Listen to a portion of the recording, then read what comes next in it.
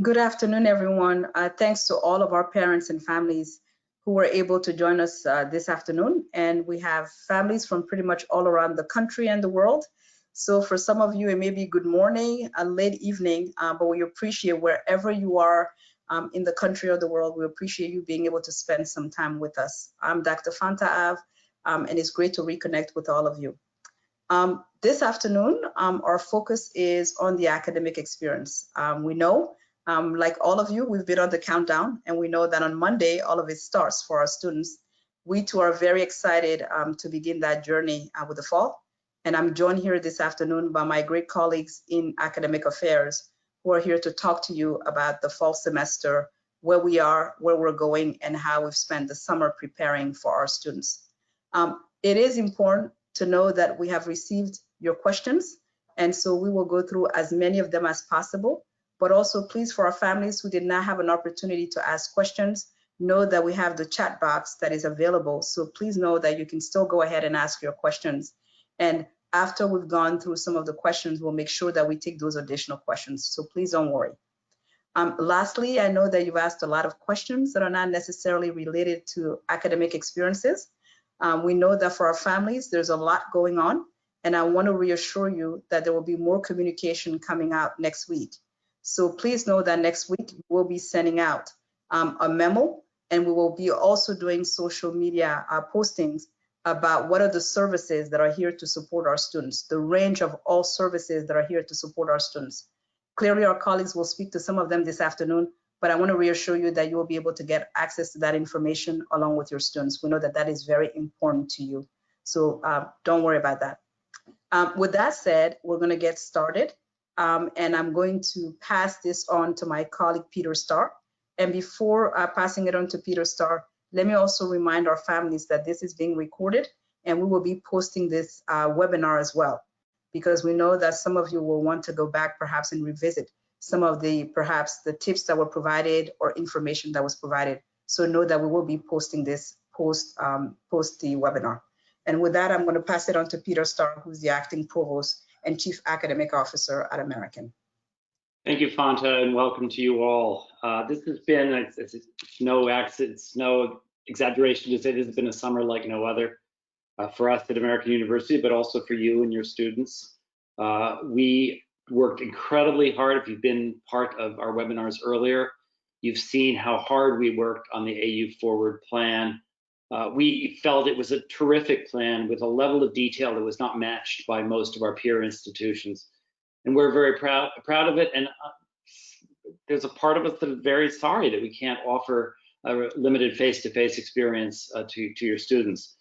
On the other hand, the circumstances are such that we felt, and I think the circumstances are proving this to be the case, that it was most prudent a few weeks ago to decide to go almost entirely online. We'll talk about some of the exceptions to that in a moment. I want to do a special shout out. The whole university community has worked very hard to prepare for this fall. I mean, harder than I've ever seen an academic community work in summer, let alone in any semester. It's been an all hands on deck. Faculty who normally spend their time doing research over the summer spent a lot of time trying to bring their courses fully online in what we call sort of 2.0, a 2.0 version of taking our curriculum online. I want to do a special shout out to Fanta Av, our Vice President for Campus Life and Inclusive Excellence, to Wendy Boland, our Dean of Graduate Studies, and to Jessica Waters, our Dean of Undergraduate Education and Vice Provost for Academic Student Services, who have more than anyone else on this call or really anywhere else in the university worked hard to make this semester coming up, and in whatever format we take it in the spring, a success for you, for your students, and for our entire community. With that, I want to just do mention the convocation video, which I believe is being released at 1 p.m. tomorrow. I hope you watch it. Your students will be watching it. I hope you watch it. It includes a wonderful speech from our Vice President of Student Government, Chanel Saldana, and a no less impassioned and incisive address from the 2020 Scholar Teacher of the Year, Amitav Acharya. As you probably have heard, the Scholar Teacher of the Year really is the award that more than any other emblematizes what we care about in American University, which is to say, world-class scholars who are also themselves world-class teachers. It's not at American University, it's not I'm a researcher or I'm a teacher, it's I'm a scholar teacher. And Amitabh's life story and his achievements in the field of international relations are truly inspiring. So I hope you take a look at that. Another thing to notice in the convocation video is President Burwell's insistence on community. One of the things, and we'll be talking about this, one of the things that we've worked especially hard today and going forward is the way in which we're going to be building community for your students, whether your students are first-year students, whether they're returning undergraduate students, or whether they're graduate students. Community and experience is central to who we are as a university, American University, and so we are working as hard as we possibly can to overcome some of the limitations of the online modality and make this a very, very rich student experience. You may hear that our student evaluations for the spring were actually stronger than our student evaluations for the previous spring, but we're working to make things even stronger and even better for this fall. So with that, with thanks to Fanta for hosting this and the Office of Campus Life for hosting this, I want to pass it on to Jessica Waters, who's got the first question. Thank you, Peter, and thank you for the kind words. We all appreciate them. My name is Jessica Waters. I am the Dean of Undergraduate Education and Vice Provost for Academic Student Services. I'm also a double eagle, meaning I earned both my undergraduate degree and my law degree from AU. I've been a full-time faculty member at AU since 2008. So, you know, for the past 25 years, I've been involved with AU in some way. Both of my kids went to the AU preschool. They're coming to AU for college, whether they like it or not. So suffice to say, the commitment runs deep. And AU is, for me, it's my family, right? And it's my home. It's a place where I found my voice. I found an intellectual home, and I found strength I didn't know that I had. So I'm hopeful that we are able to provide that same family and that same community for all of your students, and that's what we're trying to do every day.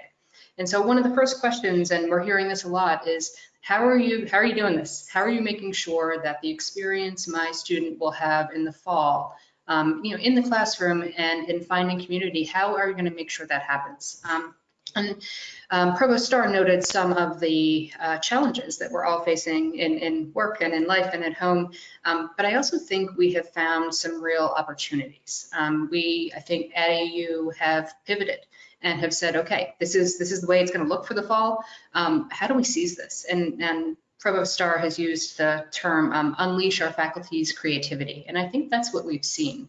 Our faculty have spent the summer getting ready for the fall. Many of them actually taught over the summer in the online modality. We had record-breaking numbers of students join us over the summer. So our faculty spent a lot of time getting used to new platforms and using the new modalities, but then also spent much of the summer in trainings and information sessions and full-day professional development events to learn how to do this really well.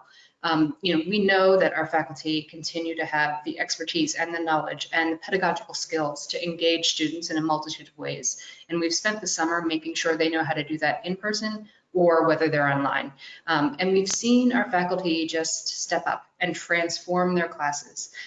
One of the things I wanted to highlight when we think about how will our students form community is one of the opportunities has been we have engaged our alumni in ways that we never have before to bring them very intentionally into the classroom.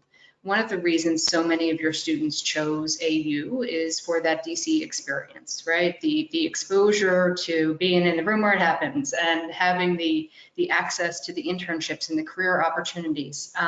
And we're really committed to, if our students can't go into DC, we're going to bring DC to them. And we're going to bring the country to them, and we're going to bring the world to them. And this is one of the opportunities the online setting provides. You know, you can imagine that it can be challenging to get on the schedules of really high-level influential speakers, right? Getting to a Supreme Court justice or a member of Congress or a a writer or a scientist, but they're much more willing to zoom into a class for 15 or 20 minutes, right? And we've very intentionally been engaging our alumni. I actually counted, and I talked to 47 different alums this week who have volunteered to offer their expertise and come into classes and give guest lectures and be on panels because they are so committed to making sure that your students have the same experience that they did. So, I would say on this question of how are we making sure we could do it right, it's the training and investments we've made in our faculty all summer to make sure they are ready to go on Monday. And it's also these new ways of thinking about how do we seize opportunities and form community. So two high-level things, and we'll get more granular over the rest of the conversation. Hello, everyone. Wendy Boland, Dean of Graduate Studies. And I'm going to talk a little bit about several questions about the online courses, and are they as good as residential courses. And where I wanted to start was really talking about the fact that we have had some really extremely successful online programs at American University. A lot of those have been in the graduate space, and I personally had the opportunity to teach in one of them. And so I'd love to just very briefly talk to you about and really add to what Dean Waters said about some of the amazing opportunities we have to do in the online space that might be slightly different than what we have to do in the residential space. There is a big difference between a course designed residentially that we have to quickly flip and put in the online space versus one that is intentionally planned out using all of the resources we have for virtual teaching. And so I think as Dean Waters had said, we've really worked this summer to put a lot of resources and a lot of time into making sure that we're using all of the technologies available to us and also reaching out to our large networks and communities to make sure we can incorporate as many people outside the classroom to bring those experiences into the virtual classroom for our students. And we'll talk a bit more about that later. In addition, in terms of taking a course in the virtual space, it is amazing to me how you can really do all the things you can do in a residential classroom. You can put students into small groups, and I actually saw this question come through the chat a few moments ago, is, I'm regularly putting my students into breakout groups in the classroom. Everything from, I happen to be a marketing professor, they have designed jewelry virtually, they have sold it to people in the online space. And so all of these very tangible activities that I used to do in a classroom setting, in a residential classroom setting, through the use of all the tools available to us now, I've been able to design those in ways in the virtual space. And so we can really look at the virtual space as allowing these new opportunities and these new ways to navigate the classroom and classroom instruction in a way that can really benefit the student.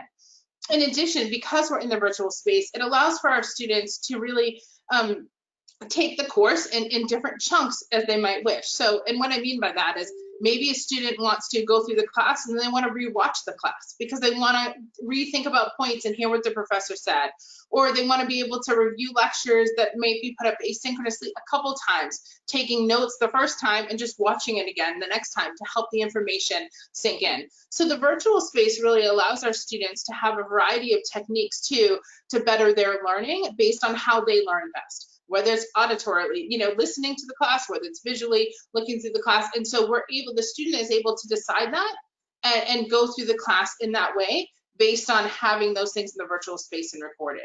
So I could give you lots of examples of the fun things we can do in the online space, but I do feel very strongly that the university has invested a lot of resources to make sure that we're using all of the best technologies in online learning, and then we're going to be able to bring those to the student body. Hello, everyone. My name is Monica Jackson, and I'm Interim Deputy Provost and Dean of Faculty. And I'm going to answer a question that came in about faculty office hours and if your student will be able to get in-person time with their faculty. So first, we are still requiring that faculty have office hours. However, these office hours will all be virtual. The faculty, they'll be posting their office hours on Blackboard or perhaps on campus, or they may be emailing them to your students. We are discouraging faculty from meeting students on campus. Although you may have some faculty broadcasting their lectures from campus, they won't have students in the classroom. But your students will be able to contact the faculty directly to set up virtual meetings with their faculty. So that won't be a problem with them connecting with their faculty. So the next question is to me. It is how does my student get to know about and connect with research opportunities for students? And that's a question that applies both to regular face-to-face normal semesters and also this semester.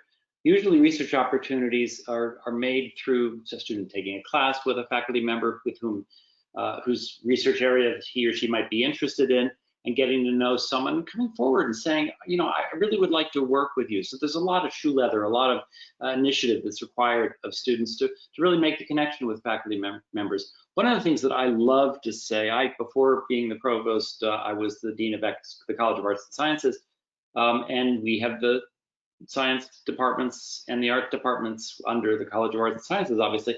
We have a brand new Hall of Science with wonderful labs. And one of the things that's really distinctive about American University science, and I say this as a humanist, is that our faculty work intensively with undergraduate students.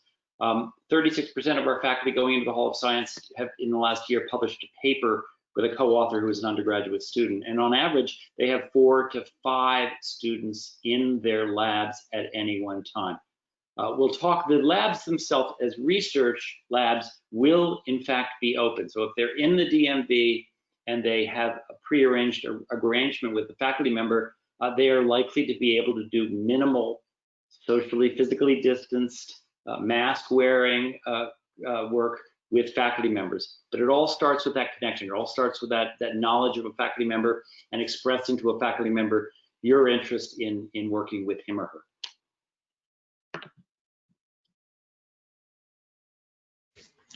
Hello, I'm Joseph Ricomi. I'm the Chief Online Officer and Vice Provost, and I joined American University in March. And really, I was brought on to look at ways of enhancing the digital infrastructure. And you had the foresight way before COVID, really, to look at ways that we can enhance the learning experience. And I'm really happy with the progress that we've made. And so one of the questions that we received are, what are you doing to support online learners? And there are a lot of different areas that we've addressed. One of the things is looking at our technology infrastructure, making sure that we have the best technology, modern user interfaces for our students. And so we've invested in a new learning management system that really has a robust mobile application that students could use. We've also invested in Zoom for collaboration so that faculty and students can interact and build community. We've also focused around making sure that we have kind of a one-stop shop for learning support services. So if you visit help.american.edu, you'll find a lot of different resources there, videos, web conference tips for our students. So feel free to visit that if you need any additional information.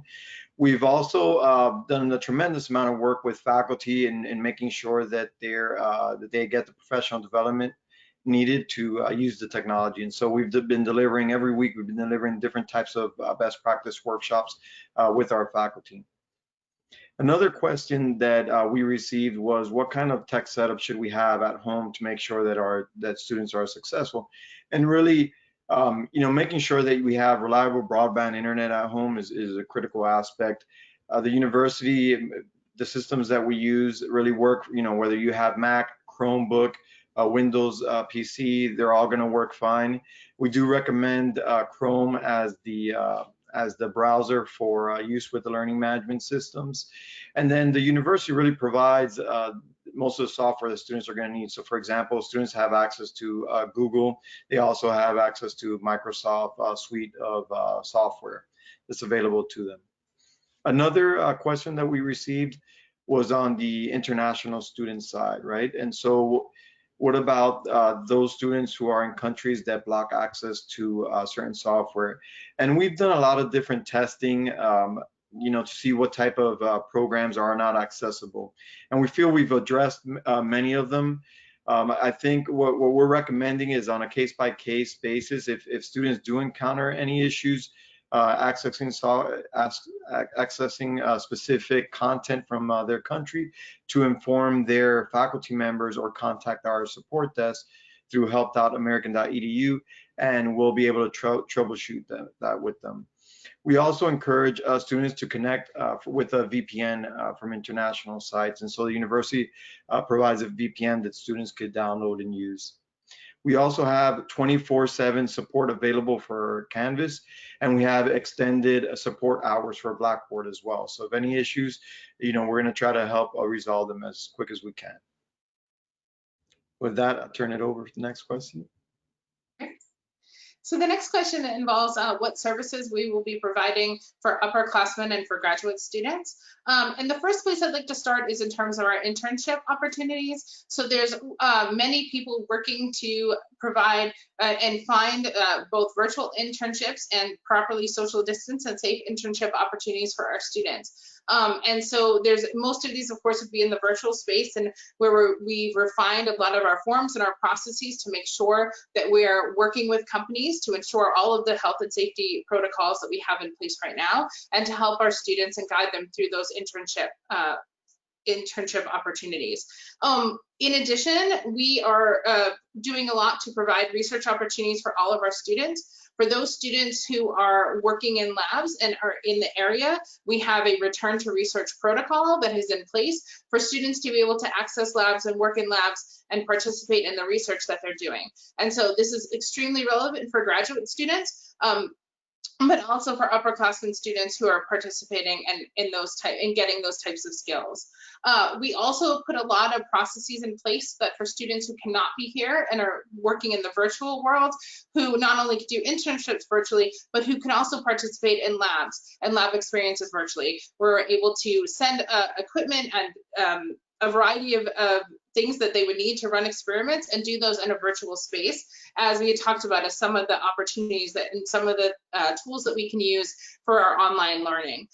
In addition, we are developing a Skills Institute for students. The Skills Institute will provide students with a variety of skills and other knowledge, everything from understanding and learning more about DC and DC experiences. We're going to talk a little bit about the election later, but also even in things about, did you want to learn how to program in R, and can we do a tutorial on this? And this is a place where our alumni and our staff and also our faculty are really going to start to take an active role in helping to expand the knowledge that our students have that isn't necessarily about paying for a credit.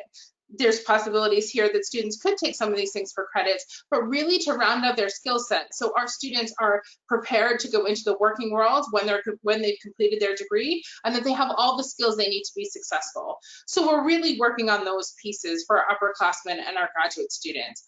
In addition, we're looking at building virtual communities, both in terms of virtual mentorship and also enhancing skills from one another. So for graduate students, talking about the experience of working with a faculty advisor and working on research, and providing virtual communities and opportunities for these students to discuss these issues, and then to work with us so we can help to advocate for them and get them the resources that they need. Right. Another question that we received is, what are you doing to help students handle time zone conflicts? And so we know that many of our students are global, and so there are going to be issues with time zone.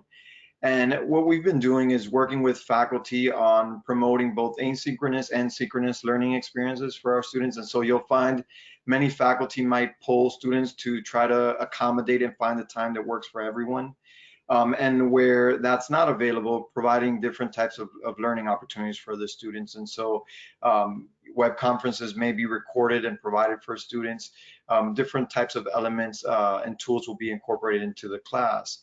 Also, both Canvas and Blackboards have the ability to automatically adjust based on the time zone preference of the students, so that it's easier to keep track of when items are due and adjusted to their unique time zones.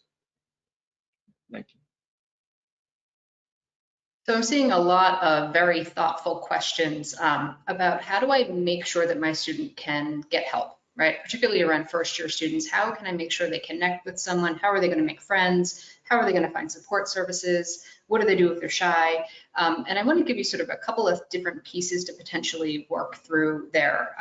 And I really appreciate some of the framing on the questions where parents are saying, I want them to be independent and I want them to do this for themselves, but I need to know when to nudge them. And that partnership that you're talking about there is exactly what we want with you.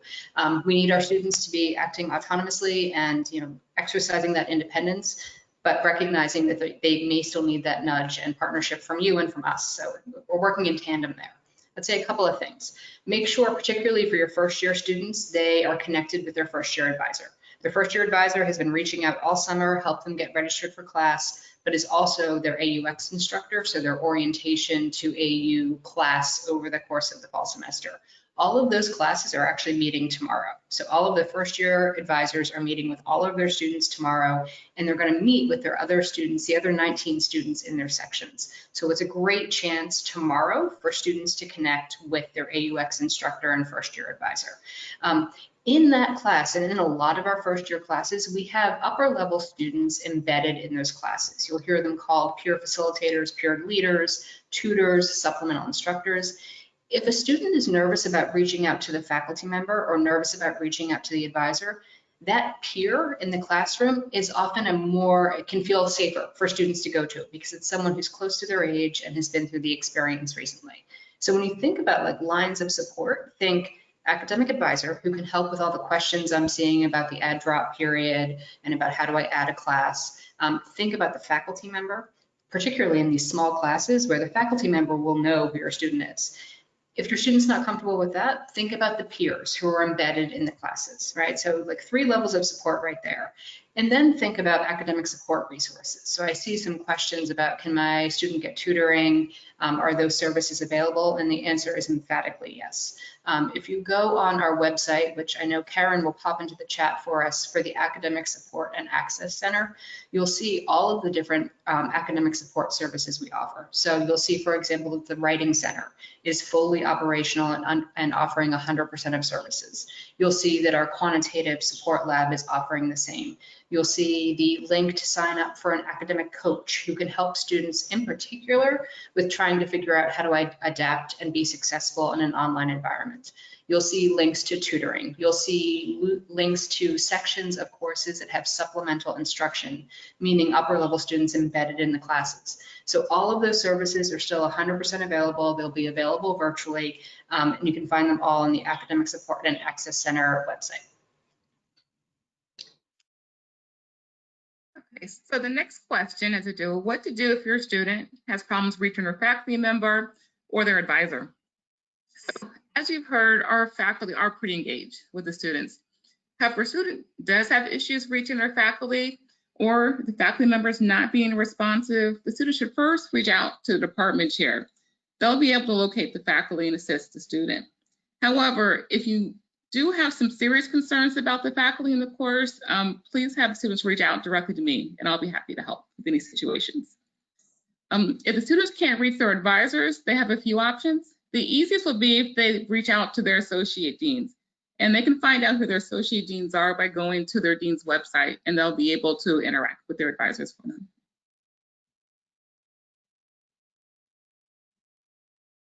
Thank you, Monica. So one of the questions that's come up, and that's certainly a question we get every semester, and it has to do with what happens if for some reason my student is ill and therefore needs to perhaps miss a couple of classes, and in some cases it may be longer.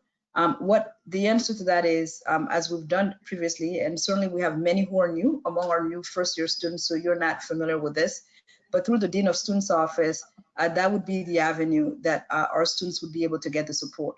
And then depending on what the situation is, the Dean of Students office may ask for a medical note, and then they will facilitate a discussion with the faculty to make sure that the faculty is aware, and they will make sure to keep the confidentiality of what might be the medical situation, but make sure that faculty understands that that student may need to be excused from class for a period of time until that they're able to recover, and working with the faculty to support the student for that purpose.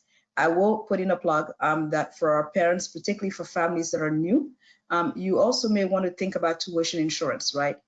Tuition insurance is done outside of the university, but we do have information about tuition insurance, and it is something that it's important for families to at least consider in some instances as well. And that information, we will be able to provide that information.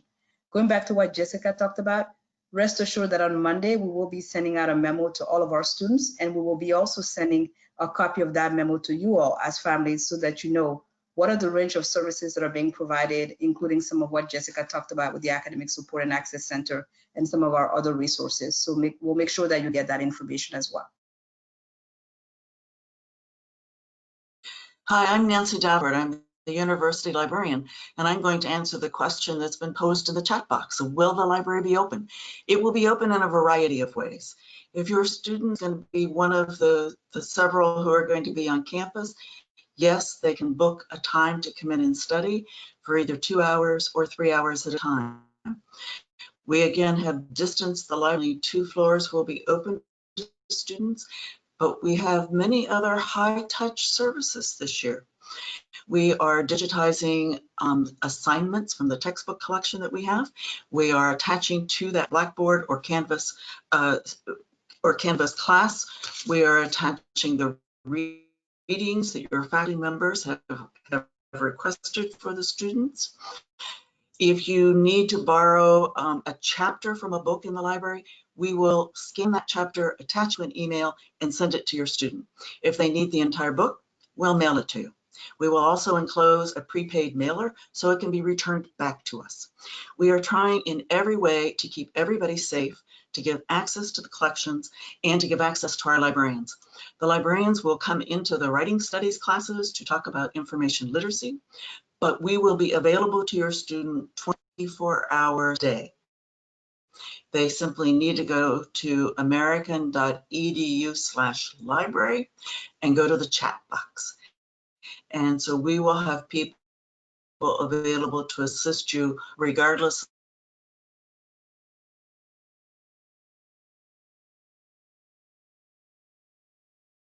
We lost our colleague for a minute there. Nancy, can you hear us?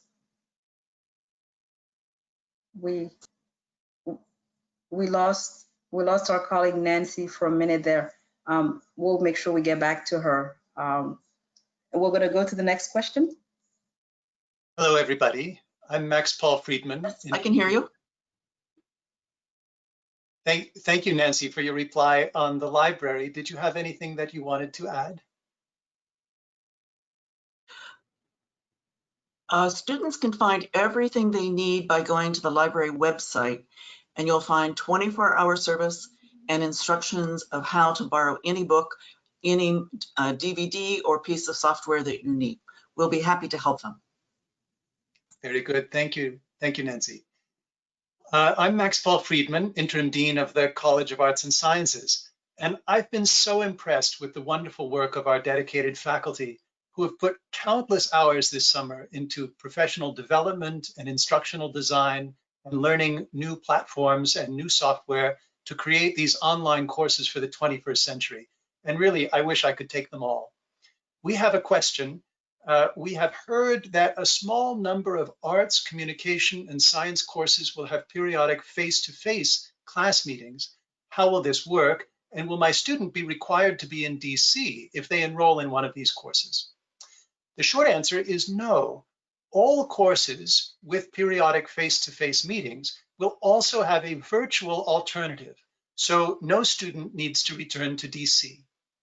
For those who are in the area, however, a few of the sciences will permit laboratory work on a staggered schedule to reduce the numbers of people in the lab at any one time, with not only physical distancing, but appropriate masking and other cleaning protocols. And lab kits will be sent to remote students' homes. Studio arts will have, for example, 2 to 3 students at once in the large printmaking facilities.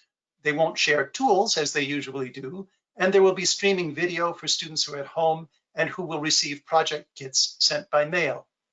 Theater and music students will use a technology called Jack Trip to allow real-time interactive work from isolated practice rooms and from their homes. All the courses like this follow a strict safety plan cleared by our campus health and safety professionals, and students can always engage remotely. And I think our next question dovetails really nicely with that. And it's a question about our learning communities, like our university college, our honors program, the communities that were set up to really integrate the academic experience with the social and co-curricular experiences. And the question is, are you still doing that, right? How's that going to work? And the answer is emphatically yes. So for example, we were specifically asked about University College, which is our largest living learning community. It's about 600 students this year. And what we've done is we've broken all of our University College courses into cohorts, smaller cohorts. And again, we have a faculty member, and then we have a peer leader. They've been doing small chats over the course of the summer, and they've been doing Google Hangouts and then other online meetings. On Sunday, there's a whole group welcome for all 600 of them, and then they'll break into smaller groups. We're mailing packages actually to each of our university college students with a really small welcome from AU so that they get some of that experience. Each of our faculty are planning interactive small group events over the course of the semester in addition to our normal classes. That's where we'll utilize some of those alums I talked about who will come in and give guest lectures. And then a lot of our faculty and staff who work closely with these learning communities and the students, they're planning lots of fun things too. I did an online scavenger hunt with a group of students last week. They're doing trivia nights, they're doing Netflix movie watching nights, and it's amazing in some ways. There are some barriers that break down online, right? I think students may have normally been a little more intimidated if the dean of undergraduate education shows up to do the scavenger hunt with them, but online they were like, oh, okay, she's here, she's gonna play. So I think there's a way that some of the barriers that would normally exist in person break down a bit online in a positive way. So we're capitalizing on that and making sure that we're integrating the fun parts of college, you know, that the thing you think about like the college experience, with the intensely academic pieces in a virtual setting. Thank you, Jessica. You know, this theme of communities continue, right? And so one of the things that I've heard from many of you as family members really have been your concern about the sense of isolation and potential mental health in a time of COVID-19, and your question specifically about how will AU be here to support our students.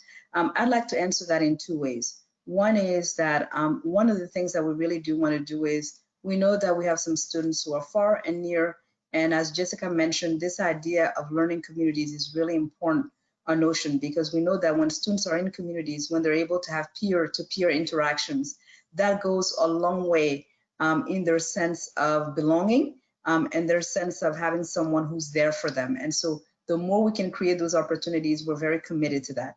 Our student government and others are putting together really notions around what community is going to look like, because our students have different interests. And so part of that is, how do we harness the interests that they have?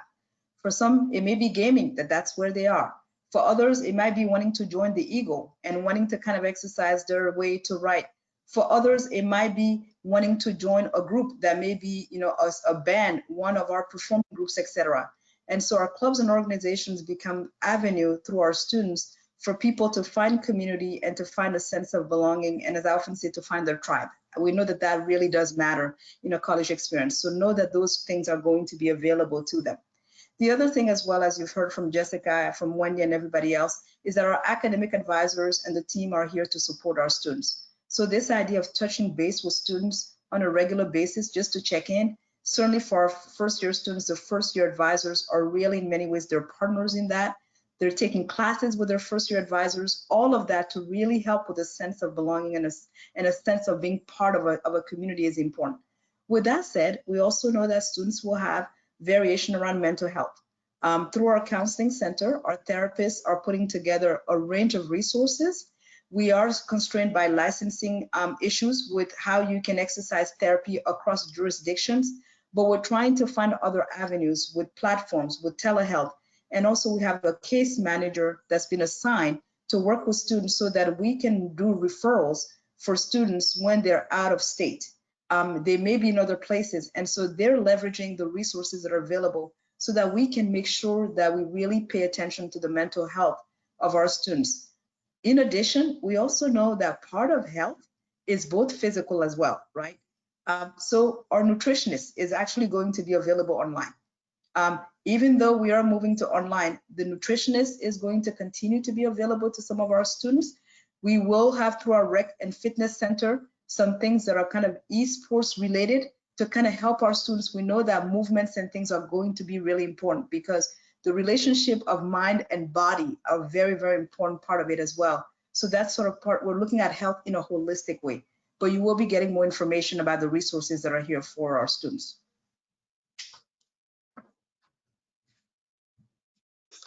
Great. The next question is to me, and I referred to this a little bit earlier, but is around the election, which obviously is a big time in Washington, D.C., and something that I know our students are already getting excited about.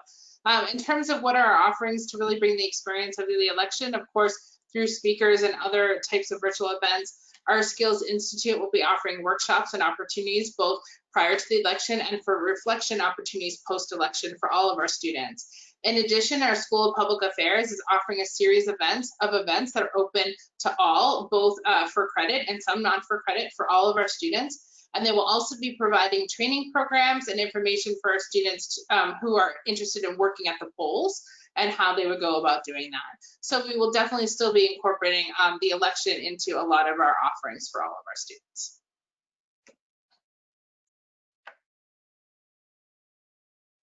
Gian, we can't hear you. Yes, sorry, I needed to unmute myself. Hi, everyone. I'm Gihan Fernando. I'm Executive Director of the AU Career Center. It's a pleasure to join all of you. I had a couple of questions here from families that dovetail on a lot of things that have been asked about. I'm going to start with this one, which gets at the question is, what is the Career Center doing to help students find jobs in this market? And can my students still get help with their interviewing, resumes, and the like? And the answer to that question is absolutely. I'm going to start with that and kind of give you a quick overview. As with the academic side of the house, under which the Career Center is housed, we pivoted immediately to be able to provide really all of our services that the Career Center has traditionally provided, but in a virtual environment, right? So there was really no lack at all. The traditional piece that you think of when you think of a career center, which is career advising, sitting with an advisor and doing things like resumes, interview training, cover letter writing, et cetera, are things that we already offered actually pre-pandemic. We had modalities of you could come in person and meet with us, or you could meet online, virtually, or by phone. And so that was really pretty seamless in terms of transferring that.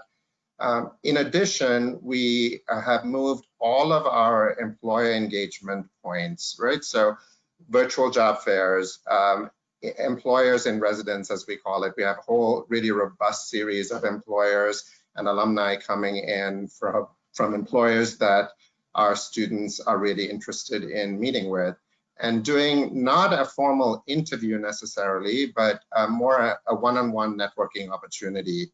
And in May, for example, in this year, we were able to repurpose what was planned as a large in-person job fair that was scheduled for April, shortly after the pandemic hit. And we were able to repurpose that and have a really full and effective virtual job fair in May. And my understanding is we were the only school in the DC metro area that was able to do that in that time frame. Similarly, typically over the summer, my office is in a planning forward for the coming semester and year in that kind of mode. And we're not as busy with kind of recruiting programs and so on. But we really tried to repurpose everything that we were doing again. And so on the advising side, we've created a suite of 10 webinars for our students on everything from how to interview effectively virtually, how to network in a virtual environment, how to use social media effectively for career-related purposes, etc. And then on the recruiting side, we put together, again, what I believe is the only school that had a robust recruiting program over the course of the summer in the DC metro area. And the months of June and July, we had engagements with employers virtually every day of that time. One of our really secret weapons, Dean Waters referred earlier to how we are connecting with alums and bringing them into the classroom and so on. We are taking very much that tack, right? Like looking forward, we are worried, as I'm sure everybody else is, that this is going to be a tougher economy and we need to be more competitive.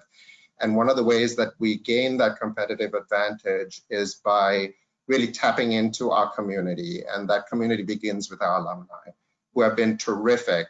We had an alumni board member come in and do one of those employee in residence days. He ended up hiring one of the students he met, and he referred another student that he met that day to another organization at which he had a tie, and that student got hired. So those are the ways in which we're really planning to get that kind of advantage in the marketplace for our students. In a related vein, I have another question here about internships and how will internships work in a remote environment, right? In this current environment. So what I said earlier still applies very much. In the internship field, my office works closely across the whole university with our students, with setting norms, with helping our students do internships, prepare themselves for doing them effectively, and gain that experience that is such an integral part of the AU experience here. Again, in a pandemic, we've been really pleased to see that employers pivoted to offering remote internships very quickly. Just one little data point, last semester, when in the middle of the semester, we suddenly had to convert a bunch of internships for credit from, which were all in person to being remote. Over 80% of the employers on a dime were able to do that effectively. And we were able to work with faculty to take care of the remaining students so that they didn't lose the credit that they had already invested time in acquiring.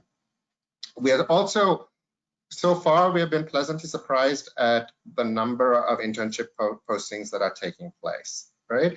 So we're seeing a lot of robust activity in the internship field, frankly, more than I had expected. I thought that we would see a bigger dip. Now, could that come? Absolutely. But again, what we want is for your student to work with us. And so please encourage your student to reach out and to make an appointment, to come in, to do a drop-in with us virtually, and so on and so forth. There are lots and lots of ways in which we can help your student work through the resources that are available and to capitalize on their advantage of being an AU student and being part of this really robust community in this area.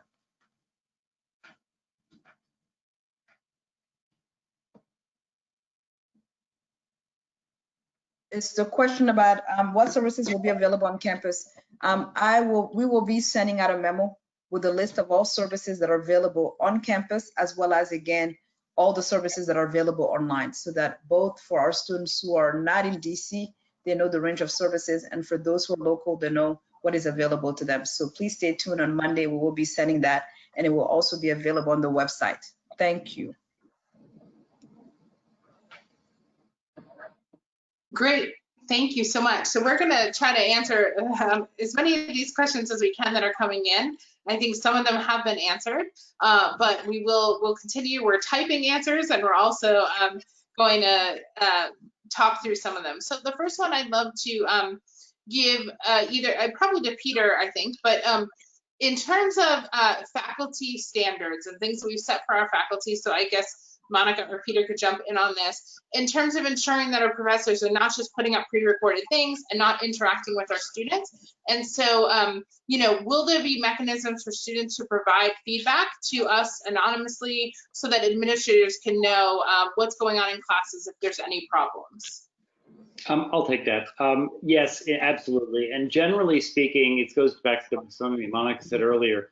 Generally, we encourage students to work first and foremost with the chair of the department offering the course, because they're closest to the ground and know what may be at play. Obviously, this is an exceptional situation, but it does happen. And we encourage students to work with department chairs. If they need to contact Monica or me, if the thing or the deans of the various schools offering these, that they can do that as well. It doesn't happen much. I spent 24 years at another institution, and it happened all the time there. It does not happen much at American University, but things happen. People get sick. We're in a stressful environment. People have childcare needs, and sometimes students do have trouble reaching faculty.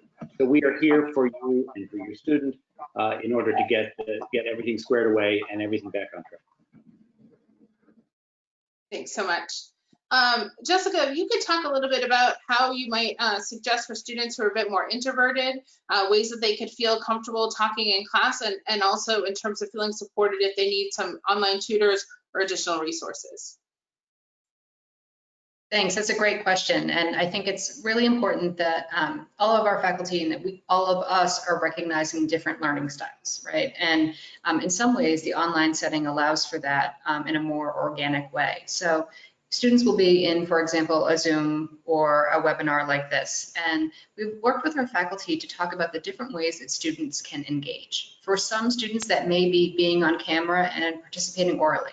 For other students that may be a little more introverted, the chat function and the ability to think and then type in your questions or comments is something that our students are saying is actually really helpful for the more introverted.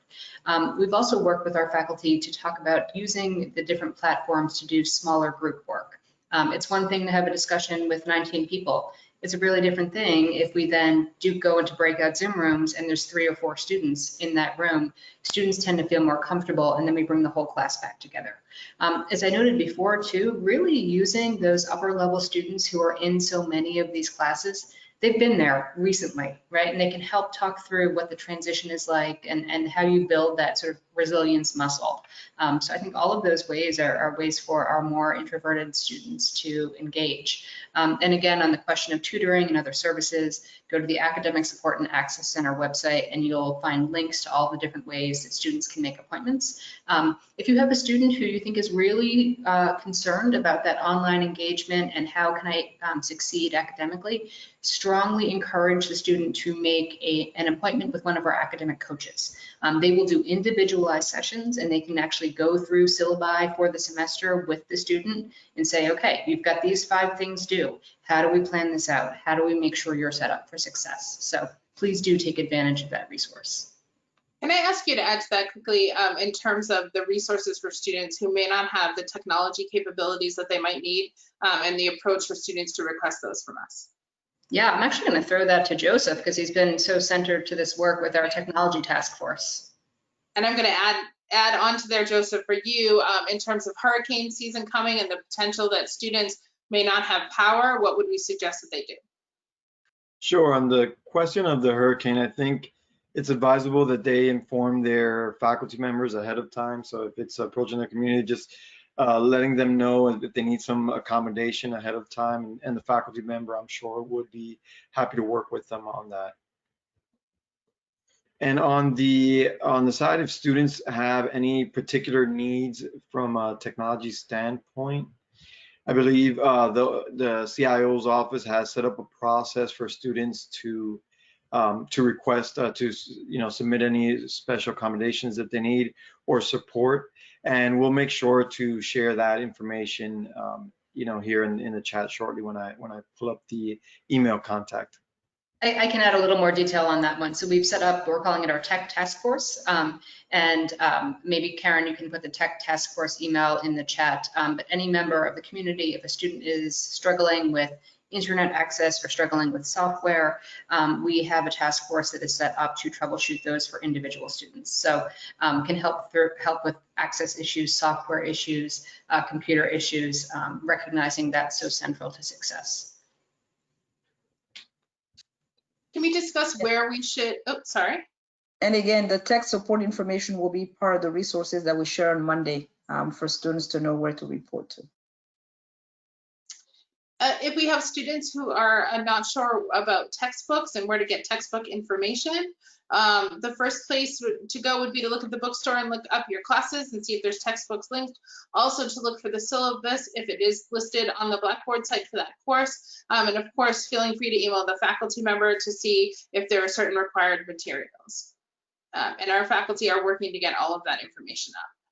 If anyone wants to add to that, please feel free, but just looking through the question. I'd love to make a quick plug. I think, I know when I was an entering first year student, it felt like something I could never do to reach out to a faculty member for specific help or to go to office hours, whether in person or virtual or email. And please know, That's why we do what we do, right? You know, as a faculty member, all the people on this call, why we're in higher ed, we do this work to work with students. So if your student has some trepidation about is it appropriate to reach out to a faculty member, the answer is yes, right?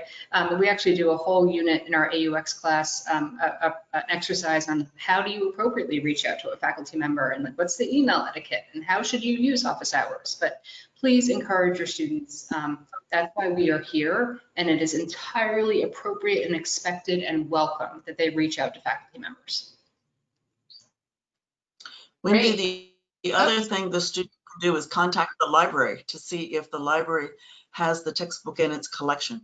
We try to collect almost all the textbooks for them. Wonderful. Thank you so much. I'm going to throw this out to the entire group because I think this is a wonderful last question here with just a couple minutes left. And I will state that we know that there's a lot more questions in there. We'll be trying to get answers out to people as best as we can. But the answer here, the question here is, what would you like parents to do to support their students as they approach this virtual semester? I know a lot of parents are saying, you know, I'm inclined, especially with my freshman child, to, you know, step back and not be too forceful with advice and things like that. But we know that all of the parents here want to fully support us as a university and also your student as they navigate this new world we're in right now. And so any advice any of our panelists want to give to parents?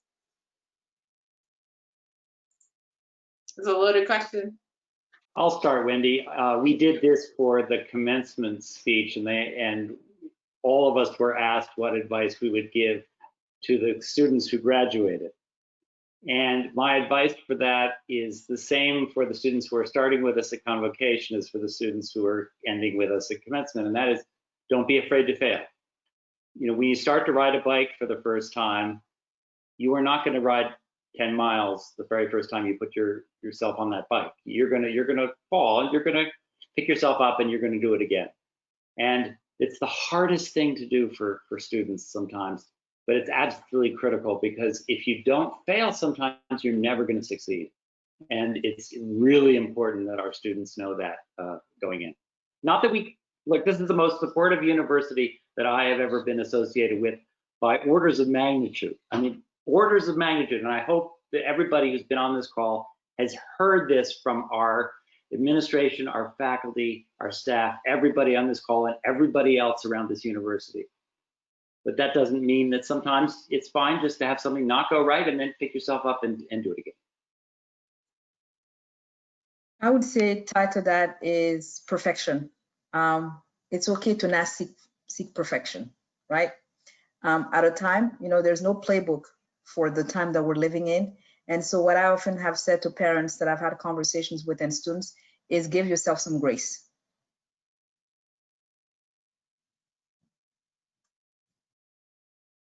I guess I would echo what Jessica said, is that make sure they're not afraid to reach out to their faculty. I think AU prides ourselves in being student focused, no matter what our position, from the deans, the provost, to the faculty. Even my role as dean of faculty, it's very much student centered, and definitely let your students know that they can approach us at any time and take advantage of that. I would add to that, I think it's okay that we are all struggling with having the semester be not what we had originally planned for and hoped, and that's okay. And I hope that your student understands that we too are just as disappointed in you know, having to go through COVID-19 and what we're all struggling with, and all of the personal aspects and the emotional aspects and the academic aspects, and all the changes that have resulted from that. And so we understand, and we are really here to support one another through this and make sure that we're delivering great curriculum and great opportunities for our students, and really taking all of this as one of the biggest learning experiences we will probably all have in our lifetime. And I know, you know, none of us thought that this is where we would be. I remember packing up my office quickly in March and saying, okay, we'll be back in maybe a couple months. And you know, we are all struggling with that, and that's okay. It's okay to recognize that we're struggling with it, but we're in this together, and we only believe that it will make all of us stronger and AU stronger as a whole. And I'll build on that for 30 seconds and say, it's all you parents on the call. You're killing it. You're doing a great job. I know a lot of us are juggling work and family and all of those things. And I am in here. I've got 2 kids. I'm in solidarity with you. You're doing a great job. So thank you for being here to support your students. And the other thing I wanted to also say is that you don't see Karen Casella on the line, but all of you know Karen. She and I make up that team around the parent engagement piece. And one of the things that we will be doing in particular is that we know with the number of you that are families of first-year students, we know also what the red zone is, right? We know that the first 6 weeks. And we know developmentally that that's always just one of those, it's just part of, course of life. So we will be doing a series of webinars on how families can support their students, particularly during those first 6 weeks of classes. And so stay tuned, because we'll be having a series of that. So I guess what you're also hearing from us is you're not alone. You're not alone. We're all on this journey together. And so we will be working with you side by side, because we're all vested in the same thing, and that is the success of our students.